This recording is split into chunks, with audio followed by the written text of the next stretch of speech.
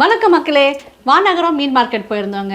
கைவும் ரொம்ப நாள் உடம்பு சரியில்லாமல் இருந்தது. அதனால் அப்புறம் மீன் தடைப்பிடி காலம்னு மீனே வாங்காமல் கறி கோழி இப்படியே சாப்பிட்டு வந்தோம்.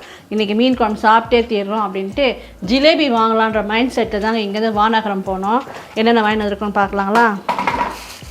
3 ஐட்டம் வாங்கினோம், அதனால் 3 எடுத்து வச்சுட்டேன்.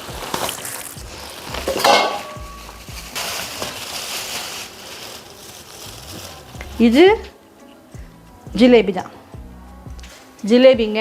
ஆனால் வானகரத்தில் வாங்கலை, ஏன்னா வானகரத்தில் நல்லா பெரிய பெரிய மீனாக ஒரு 5-6 மீன் தான் வச்சுருந்தாங்க. அதெல்லாம் அந்தளவு ஃப்ரெஷ்ஷாக இல்லை. அதனால் வானகரத்தில் நாங்கள் நேராக போரூர் போயிட்டு ஜிலேபி வாங்கினோங்க. சரி, வானகரத்தில் என்னென்ன வாங்கணும்னு பார்த்துடலாமா? இதுவும் ஏரி மீன் தான், கெண்டை மீன், செம்ம ஃப்ரெஷ்ஷாக இருந்ததுங்க. இது இன்னும் கொஞ்சம் ஜிலேபி, இது பத்தாதோ அப்படின்ட்டு இன்னும் கொஞ்சம் ஜிலேபி வாங்கினோம்.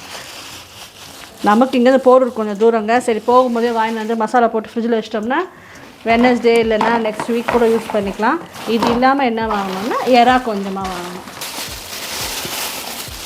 சங்கரா தாங்க நிறையா இருந்தது. சங்கரா, அப்புறம் மத்தி மீன், எறா இதுதான் இருந்தது.